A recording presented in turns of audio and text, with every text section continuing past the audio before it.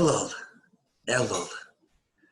I sort of suspect that our understanding and our excitement and our appreciation of Ellul today is not what it was once.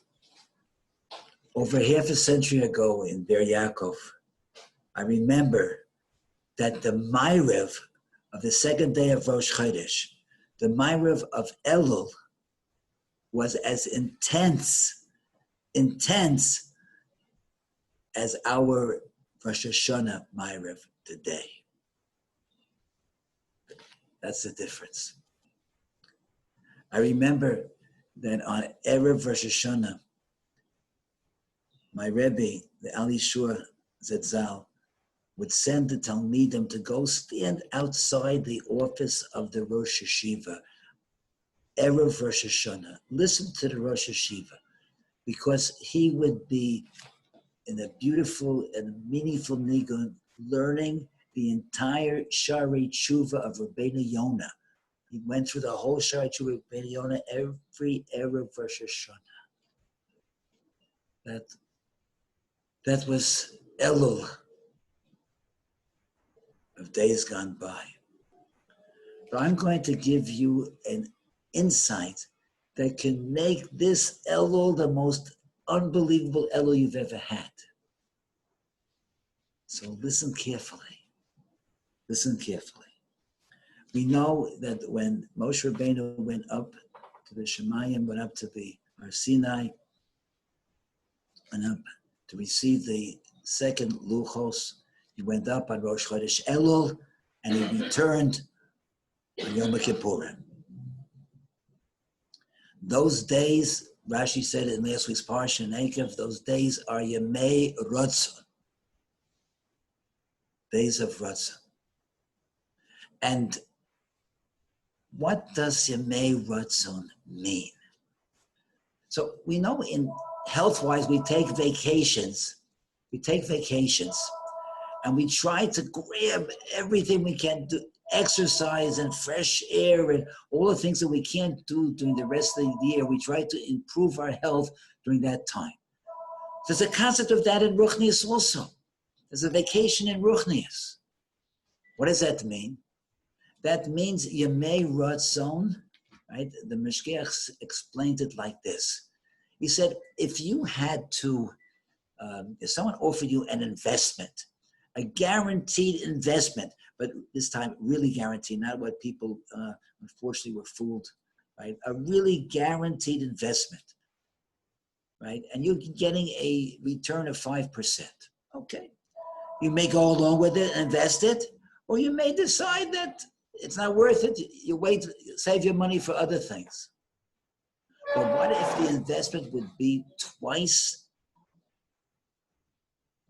You would get back twice of what you put in, or 3 times of what you put in. He said, then you would take out all your cash, all your available funds and invest it, and maybe you'd borrow some money to invest it to get times the investment.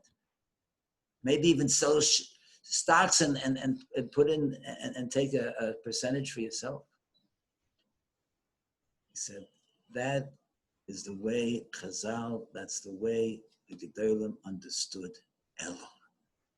Every mitzvah that you do during Ellul, every moment of Torah learning during Ellul gives you back the schar of the mitzvah, and that doesn't just mean the rewards in the world to come. The schar of the mitzvah means the effect of the mitzvah on your life and your personality, right? Is twice the effect, 3 times the effect during the rest of the year. So yeah, it's amazing. Ellul is such an opportunity to you can't waste a moment of it. The Menei Yisachar makes a cheshbon like this, right? On Yom Kippur, Tahira, it's like going to the mikveh. We say mikveh Yisrael Hashem. Hashem is our mikveh. What's a mikveh? 40 saw. A 40 saw is, I always forget the cheshbon. A 40 saw is 6 kabim. Every saw is 6 kabim. And A kav is 4 lugim. So 40 times 6 times 4 is 960. So that means that the water of a mikveh is 40, so is 960 lugin. Okay? There's 40 days between Rosh Chodesh Elul and Yom Kippurim. And there's 24 hours in each day. Again, 24 times 40 is 960. Says the Bnei Yisachar, we can't lose 1 hour. Make every hour count. All the days of Ellul and Yiseres Yemei Tshuva.